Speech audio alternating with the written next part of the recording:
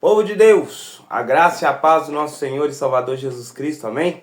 Que o Eterno te abençoe, te guarde, te proteja, em nome do Senhor Jesus Cristo, glória a Deus. Nossa 35ª aula, aleluia, conhecendo a Bíblia. Hoje nós vamos estar falando dos livros Tito e Filemon, aleluia. Mas antes de nós iniciarmos, já quero deixar aquele pedido muito especial, né? Deixa o like, em nome do Senhor Jesus Cristo, se inscreva no canal. Você que não é inscrito, né? Se inscreva, aproveite, participe dos conteúdos. Tem muita coisa de Deus aqui no canal e eu tenho certeza que Deus vai falar com você. Então, em nome do Senhor Jesus Cristo, que você possa buscar conhecimento da parte de Deus, amém? Através aqui do canal Bispo Bruno Ricardo. Que o Eterno possa abençoar, te fortificar e te fortalecer em nome do Senhor Jesus Cristo, amém? Vamos orar para que o nosso Deus, poderoso Deus, venha estar abençoando esta aula, a sua vida, a minha vida, em nome de Jesus. Feche teus olhos, você que pode. Vamos orar juntos. Poderoso Deus, eterno Pai, Senhor, em nome do teu Filho amado Jesus Cristo, nós te pedimos que o Senhor venha estar manifestando a tua glória, a tua graça e o teu poder. Muito obrigado a Deus, porque o Senhor é o nosso Deus amado. Obrigado, Senhor, porque em meio às lutas, aos problemas, às tribulações, o Senhor tem nos sustentado. Meu Pai, muito obrigado, porque o Senhor não desiste de nós. Por mais, ó Deus, que possamos cometer algumas falhas, mas o amor do Senhor para conosco é grandioso. Meu Pai, que possamos retribuir a esse amor, ó Deus, sendo gratos ao Senhor, abandonando tudo aquilo que não provém de Ti, meu Pai amado. Espírito Santo, abençoa esta aula. Abre as nossas mentes, visões, abre os nossos ouvidos espirituais, para que possamos ver aquilo que não estamos enxergando até esse momento, mas que em nome do Senhor Jesus Cristo venhamos ter um ensinamento do Senhor por parte deste humilde servo. Deus os abençoe, guarde e proteja.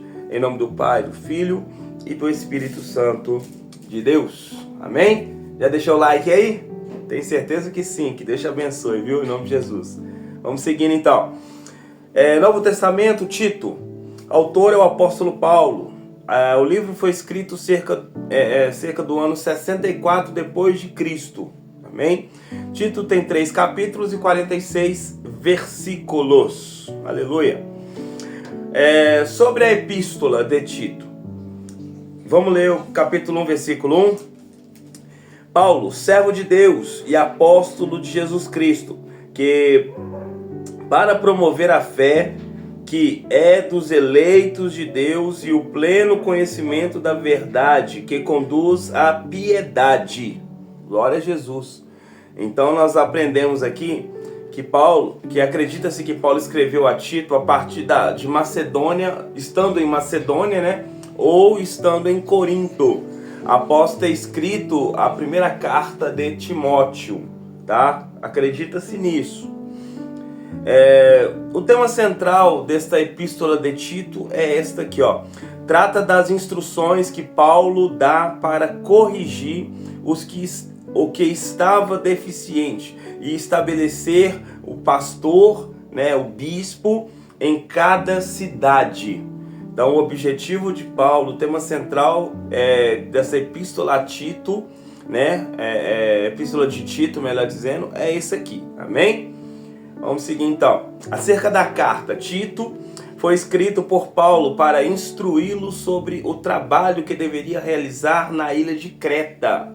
Vamos ver essa informação lá no capítulo 1 de Tito, versículo 5. Para esta missão te deixei em Creta, para que pusesses em ordem o que ainda faltava e constituísses presbíteros de acordo com as minhas orientações. Então Paulo está desejando que Tito ele seja alguém que está constituindo uma igreja, né? Levantando presbíteros, orientando, ordenando, para que a obra do Senhor seja feita como Deus sempre fala, com ordem e com decência. Amém? Nesta carta podemos ver 5 pontos importantes. Bispo, quais são esses 5 pontos importantes? Primeiro, os requisitos para o presbítero e para o bispo. Amém? Então, os requisitos para o presbítero e para o bispo. Segundo, pregar a verdade. Então, isso é muito importante. Terceiro, manter a igreja pura. A igreja tem que estar pura. Esse negócio de gente que tem acesso ao altar com pecado. Pessoas na nave da igreja com pecado. Pessoas que têm o disse-me-disse, aquele espírito de fofoca. Irmãos, a igreja tem que manter-se pura. Amém? Isso é importante. Quarto, ser um bom exemplo. Nós temos que ser bons exemplos para onde quer que nós vamos. E muitas das vezes tem pessoas que querem brigar com você, levantar a voz, vem, se for o caso, até na porta da sua casa para poder causar confusão, mas você tem que manter a sua sanidade mental, sanidade espiritual e sanidade física, não deixando que esses tipos de pessoas estraguem aquilo que Deus quer colocar na sua vida. Então dê bom exemplo, ser um bom exemplo aonde quer que você vá, dê sempre este bom exemplo. Aleluia. E quinto e último, repreender os falsos mestres. Irmãos, eu estou batendo muito nessa tecla porque infelizmente chegamos a um momento da vida em que você decide, ou eu sou cristão, ou eu sou de Deus, ou eu sou de Satanás. Acabou esse negócio, tá? Chegamos num ponto e hoje os sinais estão muito evidentes. Ou a pessoa decreta, eu sou de Deus, ou a pessoa decreta, eu sou de Satanás. A pessoa tem que ter uma definição, porque acabou esse negócio. E há um versículo, eu vou pesquisar, não me lembro bem exatamente, que fala assim, quem é limpo, limpe-se mais ainda, mas quem é sujo, suje-se mais ainda, porque, irmãos, chegou um momento muito sério da vida. Jesus está voltando, e é importante que ele encontre os verdadeiros adoradores, pessoas dispostas a servir a Deus de espírito e em verdade. Acabou esse negócio, viu? Então, isso tudo parte a partir desses ensinamentos que muitos estão querendo dar por aí, passar por aí. Então, não seja uma pessoa que aceita qualquer coisa ou que engula qualquer coisa. Tenha sempre a base bíblica, para que o nome do Senhor venha a ser exaltado e glorificado. A ênfase no capítulo 1 é manter a ordem na igreja. Eu li o capítulo 1, versículo 5. Então, no capítulo 2, a sã doutrina.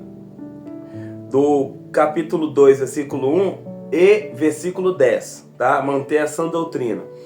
E no capítulo 3, as boas obras. Então Tito a epístola de Tito, ela vai trazer algo extremamente importante, direcionada para as nossas vidas em relação a comportamento, a igreja, a santidade, a dar bom exemplo. Então nós temos que já entender isso aqui, tá bom? Essa questão do capítulo 3, as boas obras, tá no capítulo 3, versículo 1, versículo 8 e no versículo 14, amém? Depois você dá uma olhada. Deixa eu ler só um pouco aqui que vai ficar de um bom entendimento para nós. Lembra a todos que devem ser submissos aos que sobre eles governam. As autoridades sejam obedientes, estejam sempre prontos a fazer tudo o que é bom. Versículo 8. Esta, pois, é uma palavra totalmente digna de crédito, e quero que a proclameis categoricamente, a fim de que aqueles que creem em Deus se espalhem na prática das boas obras. E o versículo 14, os nossos, de igual forma, aprendam a dedicar-se às boas obras, a fim de que possam suprir todas as necessidades cotidianas e não sejam improdutivos. Se você está sendo uma pessoa improdutiva, que não produz nada dentro da igreja, no reino de Deus, você está agindo de uma maneira muito errada, viu? Produza. Esboço de Tito. São 5 pontos aqui. O primeiro, a saudação. Está lá no capítulo 1, no versículo 1 ao versículo 4. Segundo, requisitos para os presbíteros.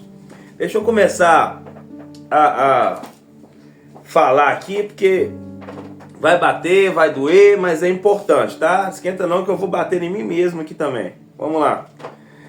Capítulo 1, versículo 5 de Tito. Versículo 5 ao 6, tá? Para esta missão te deixei em Creta, para que pusesses em ordem o que ainda faltava e constituísse presbíteros de acordo com as minhas orientações. Versículo 6. É necessário, portanto, que o presbítero seja irrepreensível. Amém? Marido de uma só mulher e tenha filhos cristãos, que não sejam acusados de libertinagem ou de insubmissão. Libertinagem, fazer o que quiser. Insubmissão, não aceitar uma autoridade na vida deles, né? Então, é importante o presbítero ele ter esses requisitos, amém? O presbítero precisa ter esses requisitos aqui, segundo a palavra de Deus. É lógico, irmãos, que tem outras coisas, né? Ter um bom testemunho, não mentir, não, sabe, ser uma pessoa temente a Deus, enfim, outras coisas que é de prática de todo cristão. Mas o presbítero precisa entender essa importância desse tipo de comportamento, né? Ter autoridade, ter uma postura. Irmãos, e quando eu falo de autoridade, postura, não é você querer impor e obrigar ninguém a fazer nada, mas que a sua palavra, presbítero, possa, quando você falar, as pessoas tenham prazer de te ouvir e executar, tá? Por quê? Porque você tem que ser uma pessoa exemplar, em nome do Senhor Jesus Cristo. E para o bispo, opa, chegou minha vez, hein? Vamos lá. E para o bispo, capítulo 1, do versículo 7 ao versículo 9. Diz assim: por ser encarregado da obra de Deus, deixa eu já começar aqui falando, viu? O que é ser o encarregado da obra de Deus? Quando é uma pessoa que é encarregado de uma obra, ele é o responsável pela obra. Então o bispo, ele tem autoridade sobre pastores, sobre evangelistas, missionários, presbíteros, diáconos, obreiros, membros da igreja. O bispo, ele tem uma autoridade, ele é o encarregado, ele é o responsável pela obra. E muitas das vezes ele tem que conduzir tudo, orientar tudo, ajudar tudo, porque qualquer problema vai cair sobre as costas do bispo. Então, só para a gente deixar isso claro, a obrigação, a função e uma obrigação do bispo, ser encarregado da obra de Deus, tá? Isso aí é uma missão muito séria e muito importante. E de grande responsabilidade também, né? Então vamos lá. Aí vem, agora vamos começar aí a bater. É indispensável que o bispo seja irrepreensível, que não se deixe contaminar com qualquer coisa. Não arrogante, não briguento, não apegado ao vinho, de maneira nenhuma, não beba bebida alcoólica, não violento, nem dominado pela ganância. Para com esse negócio, bispo, de querer achar que você pode controlar as coisas, a ganância, eu quero isso, eu quero aquilo, sabe? Tem gente que tem ganância por dinheiro, que é muito apegada ao dinheiro. O bispo não pode ter isso. Tem gente que tem ganância com veículos, com bens materiais. O bispo não pode ter ganância nenhuma. Ao contrário, vamos lá, ao contrário, é preciso que ele seja hospitaleiro, ou seja, abre as portas da sua casa para outras pessoas. Amigo do bem, sensato, justo, piedoso, tenha domínio próprio, saiba se controlar, não é desequilibrado. Meu Deus do céu, vamos lá. E apegue-se firmemente à fiel palavra, ou seja, tenha apego à palavra de Deus, né? Seja agarrado nela, de forma como foi ministrada, a fim de que seja capaz tanto de encorajar os crentes na sã doutrina, quanto de convencer os que se opõem a ela. Então, em outras palavras, o bispo tem que conhecer, e sim, muito de Bíblia. O bispo não pode ser uma pessoa que não conheça da palavra de Deus.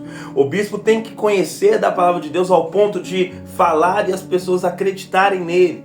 O bispo tem que conhecer tanto da palavra ao ponto de que até quem não dá credibilidade à Bíblia vai passar a dar credibilidade quando ouvir aquilo que o bispo está orientando em relação à palavra de Deus. É lógico, irmãos, que você também tem que ter essa autoridade. Você que é mulher de Deus, você que é um homem de Deus, você que tem uma função, uma unção na sua vida. Então, em nome do Senhor Jesus Cristo, você também precisa ter essa autoridade. Só que a palavra de Deus está direcionada ao bispo de uma maneira muito implícita. O bispo precisa ter essas qualidades. É aceitável que a missionária não tenha, o missionário não tenha, o pastor não tenha, a pastora não tenha, mas não é aceitável o bispo não ter. É isso que a palavra de Deus está orientando. Dentro disso aqui. Pera aí, eu tô suando. Deixa eu até tomar água aqui que eu tô batendo em mim mesmo, viu? Então pera aí. Vamos lá. Vocês acham que é só vai daqui pra lá? Corta primeiro do céu pra cá. Aí eu apanho em toda a palavra. Mas hoje, nesse momento aqui, é só daqui, ó. E eu tenho que estar batendo. Alguns bispos, se estiverem acompanhando, obrigado por estar apanhando junto comigo. Mas fora isso, vamos seguir em frente. Glória a Deus. Amém? Terceiro, prevenção contra os falsos mestres. Existem pessoas que estão entrando, dando uma palavra que não provém da parte de Deus, colocando ou tirando alguma coisa da Bíblia, acrescentando ou tirando alguma coisa da Bíblia. E Deus não se agrada disso. Quarto, instruções práticas, capítulo 2, versículo 1 ao capítulo 3, versículo 11. Deixa eu só repetir aqui, a prevenção contra os falsos mestres, capítulo 1, do versículo 10 ao versículo 16, tá? Instruções práticas, instrução práticas, né? Capítulo 2, versículo 1 ao capítulo 3, versículo 11. E quinto, instruções pessoais e bênção, capítulo 3, do versículo 12 ao 15. Pontos notáveis em Tito. Esta é a única carta onde Paulo se apresenta como servo de Deus, tá? Capítulo 1, versículo 1. Eu li lá, não vou ler novamente, mas ele começa dizendo justamente isso daí, que ele é um servo do Senhor. Servo de Deus, né? Deus vivo. Paulo é o único escritor no Novo Testamento que cita escritores pagãos. Capítulo 1, versículo 12. Vamos ver?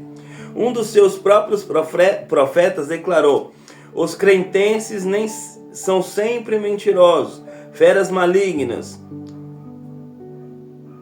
glutões preguiçosos, né? Então falou a respeito aqui de alguns escritores pagãos. Depois você dá uma olhada também em Atos dos Apóstolos, capítulo 17, versículo 28. Amém? Os nomes Enas e Artemas não são mencionados em nenhuma outra parte do Novo Testamento. Nós vamos encontrar esses dois nomes no capítulo 3, versículo 12.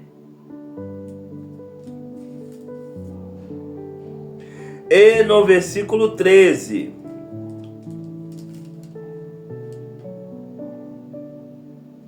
Ó, tô lendo o capítulo 1. Gente, me perdoa. Tô aqui procurando esses nomes aqui no capítulo 1. Capítulo 3, versículo 12 e 13. É assim, tá vendo? Então vamos lá. Quando eu te enviar Artemas ou Tíquico, vem depressa ao meu encontro em Nicópolis, pois decidi passar ali o inverno. Empenha-te diligentemente e providencia tudo que for necessário para que nada falte na viagem de Zenas, especialistas em lei, e de Apolo. Então aqui já está sendo mencionados esses dois nomes, amém? Lições práticas. Primeiro, os cristãos desfrutam da esperança da vida eterna, que Deus não mente e prometeu antes da criação do mundo. Deus prometeu a vida eterna antes da criação do mundo. Capítulo 1, versículo 2. Fé e conhecimento que se fundamentam na esperança da vida eterna, a qual Deus a qual o Deus que não mente prometeu antes da criação do mundo, né? Então Deus prometeu, e ele vai cumprir a promessa dele em nome de Jesus.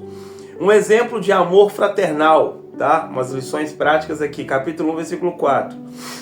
Diz assim: a Tito, meu verdadeiro filho em nossa fé comum, graça e paz da parte de Deus, Pai, e de Cristo Jesus, nosso Salvador.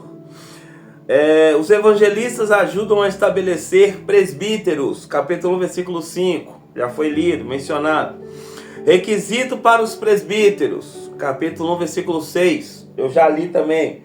Então, dá uma olhada, você que é presbítero, você que vai ser levantado, que já foi até falado, que vai ser apresentado e vai receber uma unção presbiterial, ou de presbítero, né?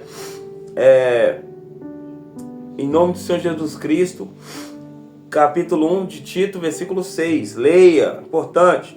Obrigações do encarregado da obra de Deus, ou seja, o bispo. Capítulo 1, versículo 7 ao 9. O bispo deve estar preparado para refutar. Bispo, o que é refutar? É rebater, opor-se, ir contra. Amém? Aqueles que ensinam doutrinas erradas. Irmão, conhecimento nunca é demais. É por isso que eu amo a palavra de Deus. E o máximo que eu puder saber e conhecer e desfrutar, destrinchar da palavra de Deus, eu vou fazer. Porque se aparecer alguém querendo debater alguma coisa, Deus não precisa que ninguém o defenda ele. Ele é Deus. Mas a palavra do Senhor, o Evangelho, ela precisa de defensores. E eu me apresento como um defensor da palavra de Deus, sim. Espero que você venha comigo nessa pegada também, em nome de Jesus. Tá? Capítulo 1, versículo 10 e versículo 11. Deixa eu ler. Porquanto há muitos insubmissos que não passam de tagarelas. Ó, é a palavra de Deus, hein? Tô lendo a versão King James. E ludibriadores, principalmente os do grupo da circuncisão.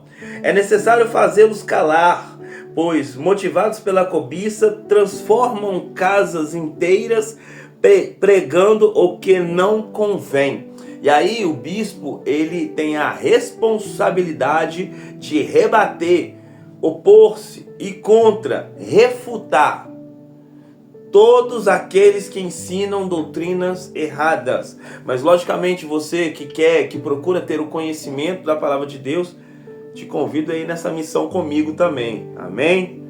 Em nome de Jesus Cristo. As pessoas podem professar a conhecer a Deus, mas suas ações podem negá-lo. Capítulo 1, versículo 16. Eles afirmam que conhecem a Deus, mas por meio de suas atitudes o negam. E por isso não são abomináveis, insubordinados e desqualificados para qualquer obra. Infelizmente, irmãos, tem gente que está dentro da igreja, 3, 4, 5 anos, dentro da igreja, ama os hinos, ama os louvores, fecha os olhos, levanta a mão, adora, vai orar, ora, mas as suas ações não demonstram que elas amam a Deus. E aqui eu aprendo uma lição valiosíssima. As ações falam mais do que as palavras, as atitudes das pessoas. Uma pessoa que eu bato muito nessa tecla, fala que ama a Deus, por exemplo, mas não consegue amar o seu próximo a quem ela vê, perdoar o próximo a quem ela vê, como é que pode amar a Deus sendo que ela não vê Deus? Em Mateus capítulo 5, no versículo 3, se eu não me engano, depois deixa eu até confirmar aqui para falar se eu não estou citando texto errado, que eu não gosto de citar texto errado. Eu sei que é Mateus 5, eu vou ver se é o versículo 2 ou o versículo 3. Mateus 5,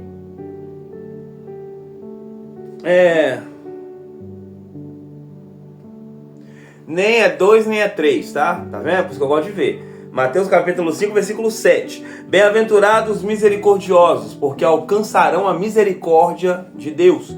Bispo, o que é misericórdia? O perdão. Então, como é que eu posso querer o perdão de Deus, sendo que eu não perdoo aquele que eu vejo, aquele que eu olho para ele e, sabe? Então, assim, as ações, as atitudes falam mais do que as palavras. Então, se a pessoa não consegue demonstrar para o irmão que vê o amor, o carinho, a compaixão em Cristo, sabe? Esse tipo de coisa, de bom tratamento, se ela não consegue demonstrar para o irmão que vê, como é que ela vai querer receber de Deus a quem ela não vê, ou demonstrar para Deus a quem ela não vê? Então, é muita incoerência, que é isso que eu vejo. A gente precisa mudar esse tipo de mentalidade, em nome de Jesus. Os evangelistas devem pregar a sã doutrina, viu? Você que é evangelista, já é quase um pastor, aprenda que você deve pregar a sã doutrina, em nome de Jesus Cristo. Capítulo 2, versículo 1. Tu, porém, prega o que está em harmonia com a sã doutrina. Pregue o que está em harmonia, a sã doutrina. Não me venha com palavras que vão contra a palavra de Deus. Sai fora. Se está enchendo a sua cabeça de um monte de bolotas, de porcos, né? Tira fora essas ideias, esses pensamentos e vai buscar Deus, servir a Deus com autoridade. Ser alguém em Deus, para Deus e com Deus na sua caminhada cristã, em nome de Jesus. Você vai encontrar referência também em 2 Timóteo 1,13 e também 1 Pedro 4,11. Exortação para homens e mulheres idosos. Capítulo 2, versículo 2 ao 5. Sabe como conversar com essas pessoas. Saiba como tratar esse tipo de pessoas, é importante. Exortação para os jovens casados, tá? E aqui vai uma palavra, capítulo 2, versículo 4 e 5, diz assim: dessa forma estarão aptas para orientar as mulheres mais jovens a amarem seus maridos e filhos, a serem equilibradas, puras, dedicadas a seus lares e cultivarem um bom coração, submissas aos seus maridos, a fim de que a palavra de Deus não seja difamada. Então é importante o conselho para os jovens, as jovens casadas, as mulheres, as jovens casadas. Exortação para os jovens. Capítulo 2, do versículo 6 a 8. Exorta de igual modo os jovens para que tenham bom senso, que teu modo de agir seja exemplar em tudo. Na teologia, mostra integridade, sobriedade, linguagem sadia e irrepreensível, para que todo inimigo seja envergonhado, não tendo razão para falar mal de nós. Então, conselho para os jovens aí também. E os empregados devem submeter aos seus empregadores, viu? Os trabalhadores obedecerem aos patrões. É importante nós entendermos isso também, tá? Lê o capítulo 2, versículo 9 ao versículo 10, em nome de Jesus. A salvação está disponível para todos os que obedecem. Se você não obedece, a salvação não está disponível. Mas se você obedece, a salvação está disponível. Capítulo 2, do versículo 11 ao versículo 14.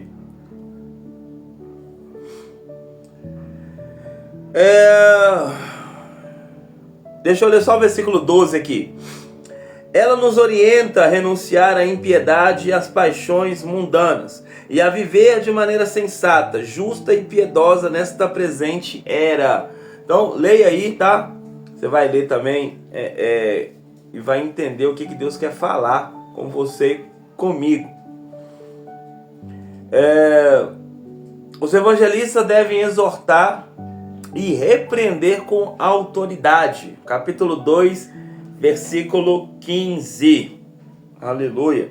Prega essas instruções, encoraja e repreende com toda autoridade. Ninguém te menospreze. Aleluia. Para a casa de Tito, exortação para os jovens. Tito 2, do versículo 6 a 8.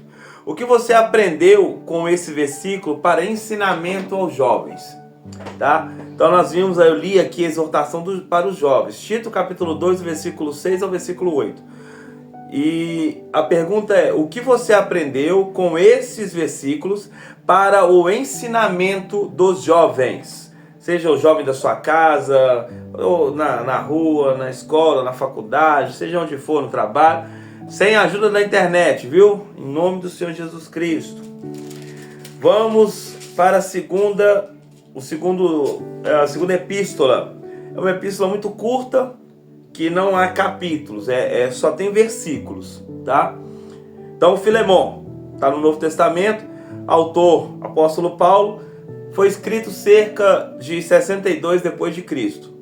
Um capítulo, como eu disse, né, só tem versículos aqui, então são 25 versículos, amém? Então vamos lá. Filemon, capítulo 1, versículo 1. Paulo, prisioneiro de Cristo Jesus, e o irmão Timóteo, a ti, Filemon, nosso amado cooperador. Então, mostrando que o autor é o apóstolo Paulo, tá? O tema central de Filemon, o poder transformador do Evangelho. Esta breve carta demonstra como o poder transformador do Evangelho pode ganhar e transformar um ser humano. Então, isso é muito importante. Nós temos esse entendimento. Glória a Deus. Acerca de Filemon.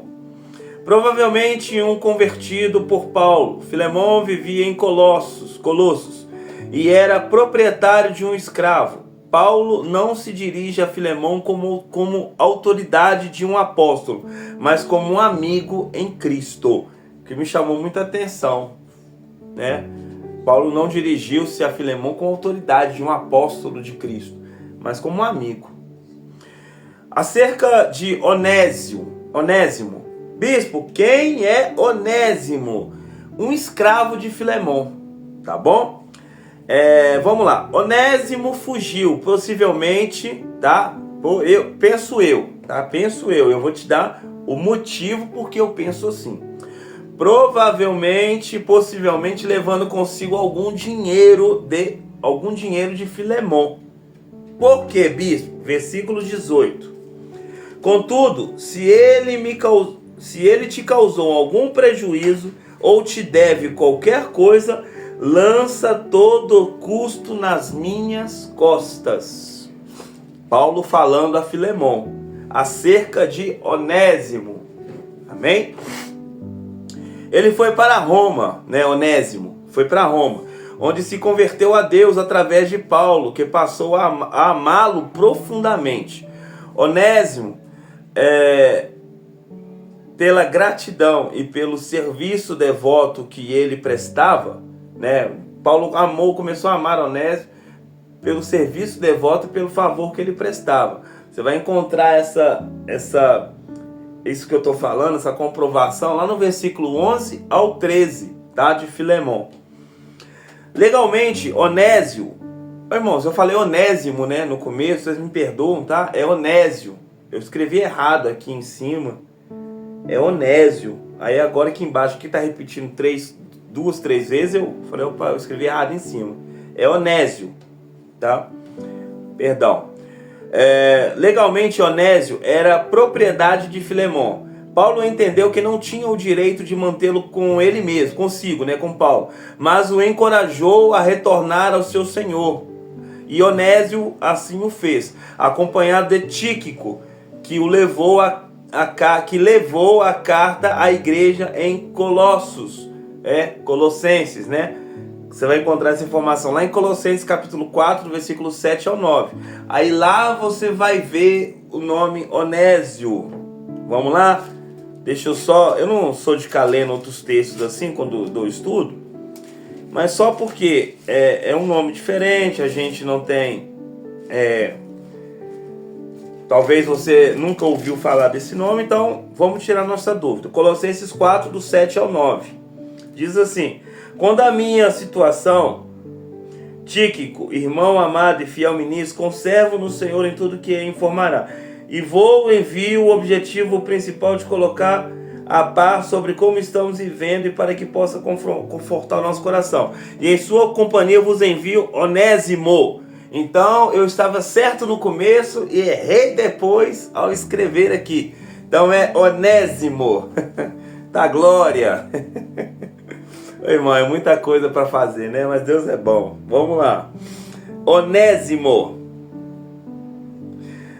Em sua companhia vos envio Onésimo, leal e amado irmão, que é um de vós. Ele vos farão saber tudo o que está acontecendo por aqui. Então, Onésimo, aleluia. Nós vemos essa informação desse escravo de Filemon, né? E eu acredito, não é a Bíblia que fala, eu acredito, baseado no versículo 18, que ele, quando fugiu de Filemon, fugiu levando algum valor financeiro, né? Enfim, Paulo recomenda Onésimo a Filemon e a igreja, chamando-o de amado e fiel irmão. Aí eu tenho comigo que Paulo conseguiu, através de pregação e da abertura e da legalidade do Espírito Santo, fazer com que Onésimo se convertesse ao Senhor, aceitasse o Senhor e declarasse o Senhor como o único Senhor e Salvador da sua vida. Amém? Caráter de Paulo em Filemon. É mais fácil entender o verdadeiro caráter de uma pessoa através de uma carta privada do que de uma carta pública. Alguém que escreve no privado para alguém, você vai conhecer muito mais o caráter da pessoa do que uma carta em público. Porque a carta em público tem que dar um bom exemplo, mostrar que é uma boa pessoa. Mas quando se manda algo do privado para alguém, normalmente se mostra quem verdadeiramente a pessoa é. Então, a carta de Filemon, eu vejo algo extraordinário em relação ao caráter de Paulo. Tá? Podemos ver a consistência do caráter de Paulo. Essa carta é considerada a epístola da cortesia, porque Paulo era um homem muito cortês. E nós vemos essa cortesia de Paulo quando ele envia uma carta particular, privada para um homem apenas. Só que Deus, ele trabalha e hoje nós temos esse conhecimento. Em nome do Senhor Jesus Cristo. Vocês ouviram a tosse no fundo aí? Não foi minha não, da pastora Miliane. Tá sarando, glória a Deus, em nome de Jesus. Nela, Paulo é cortês, nessa carta de Filemon. Paulo é cortês, amoroso, humilde, santo e desprovido do egoísmo. E agora ela apareceu ali para me olhar. Ô irmão, é isso aí. Não tá na live não, mas a gente continua a mesma coisa, né? Deus é bom. Esboço de Filemon, tá acabando. Saudação, do versículo 1 ao versículo 3. Caráter de Filemon, versículo 4 ao versículo 7. Intercessão por Onésimo, versículo 8 ao versículo 21. Saudações e conclusões, versículo 22 ao versículo 25. Lições práticas, o poder do Evangelho para transformar vidas e o poder do Evangelho para transformar a vida. O Evangelho tem poder para fazer as pessoas corrigirem seus erros do passado. Né? Nós vemos que um escravo, ele fez algo no passado, mas se arrependeu e voltou para corrigir o seu erro. Então o Evangelho, a palavra de Deus, tem esse poder na nossa vida. O Evangelho pode levar as pessoas de um estado de inutilidade para utilidade. Versículo 11, vamos ler? Ele no passado te foi inútil, entretanto agora é útil tanto a ti quanto a mim. Então, a palavra de Deus pode transformar uma vida, tirando esta vida do estado inútil para o estado útil. E talvez você está julgando o seu marido, sua esposa, seu filho, seu irmão, sua irmã, seu vizinho, sua vizinha. Talvez você está julgando alguém falando, isso nunca mais vai prestar, isso aí é uma pessoa que não vale nada, isso daí, sabe? E você está julgando, e talvez a pessoa pode até estar num estado inútil, mas você foi chamado para pregar a palavra para todas as pessoas e a todo momento. Nós vemos isso lá em 2 Timóteo. Então, em nome do Senhor Jesus Cristo, pregue, ore pela pessoa, pregue a palavra, para que Deus possa te honrar através da vida dessa pessoa. E Deus possa transformar o estado daquela pessoa de estado inútil para um estado útil. Em nome do Senhor Jesus Cristo, amém? Deus quer que você ganhe almas e ajude pessoas espiritualmente. Devemos encorajar as pessoas a ter uma mudança de pensamento, de atitude. Não adianta a pessoa estar com você, caminhar com você, mas não ter mudança. Ela também precisa querer, tá? Essa pessoa também precisa querer ter uma mudança de postura. Se ela não quiser ter mudança de postura, de nada adianta. Mas você e eu temos que fazer a nossa parte.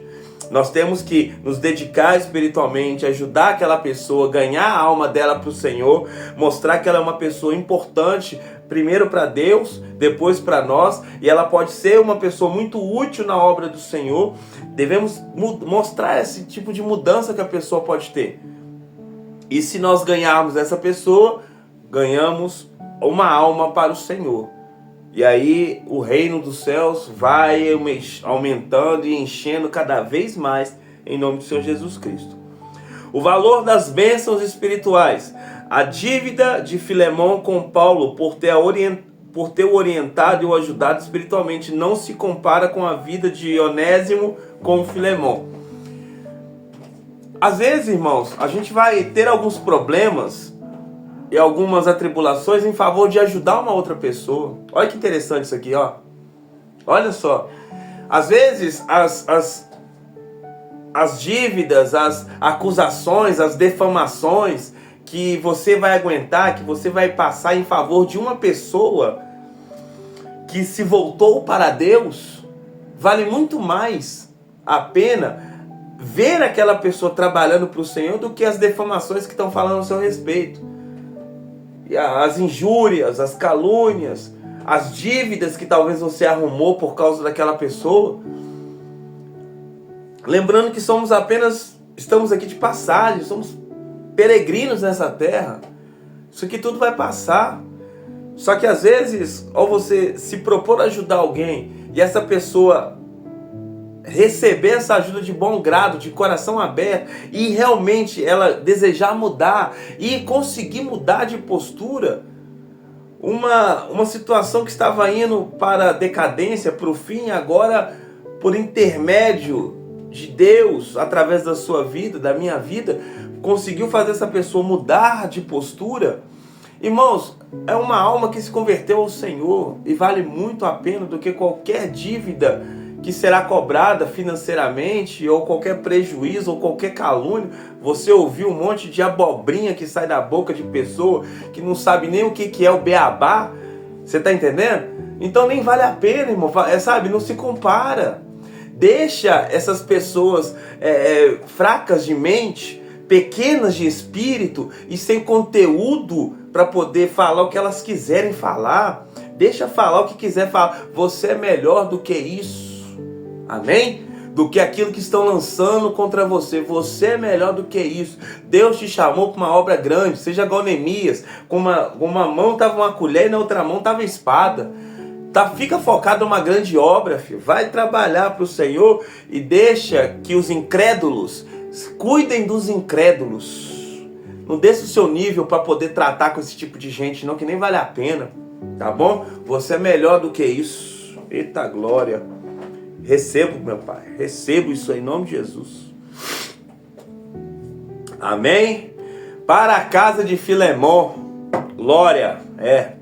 Tem coisa que precisa ser falada, irmão. Porque nós estamos vivendo um mundo tão complicado que o povo acha que consegue ganhar as coisas através do grito.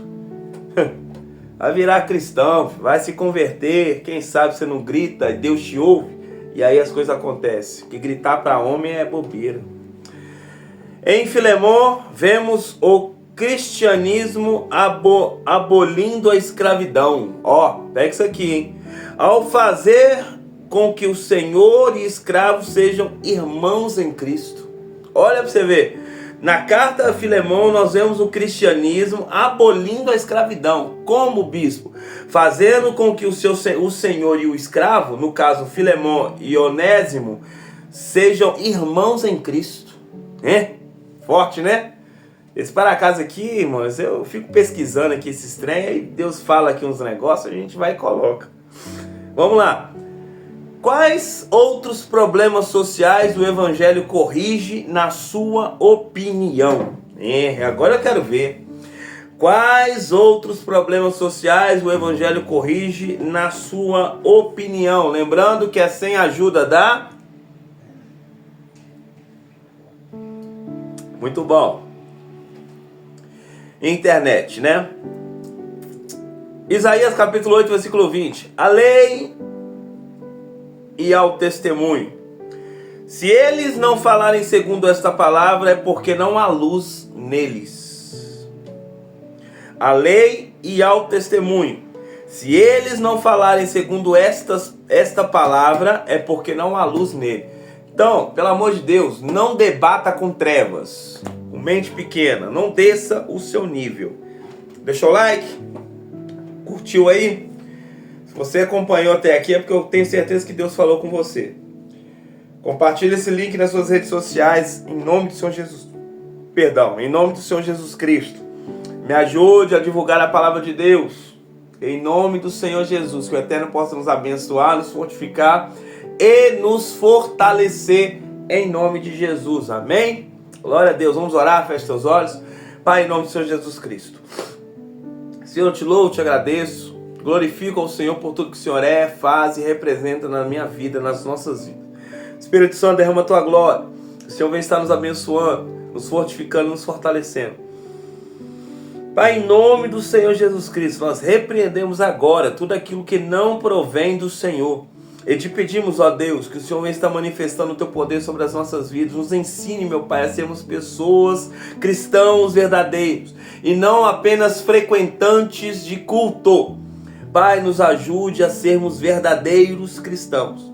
Em nome do Senhor Jesus Cristo. Te louvo e te agradeço por tudo que o Senhor é, faz e representa na minha vida, na minha casa e na minha família. Pai, em nome do Senhor Jesus Cristo, abre a mente e a visão espiritual deste homem e desta mulher. Os ouvidos espirituais que venham se encher da tua palavra e que venham colocar em prática tudo aquilo que foi orientado e ensinado nesta aula. Espírito Santo, mais uma vez eu te peço, me ajuda a concluir esse estudo. Pai, me dá graça, me dá sabedoria, me dá força espiritual, me dá força física, meu Pai, em nome do Senhor Jesus Cristo. Levanta-me, ó Deus, como autoridade nessa terra, para que o teu nome, o teu santo e poderoso nome, venha a ser exaltado e glorificado. Pai, faça essas aulas, esses vídeos, meu Pai, irem a lugares longes. As pessoas possam entender o verdadeiro propósito, meu Pai, desta aula, conhecendo a Bíblia. Que venhamos entender isso e sermos servos do Senhor. Assim nós oramos agradecidos em nome do Pai, do Filho e do Espírito Santo de Deus. Que o Eterno te abençoe, te guarde e te proteja em nome de Jesus. Amém? Paz do Senhor, povo de Deus.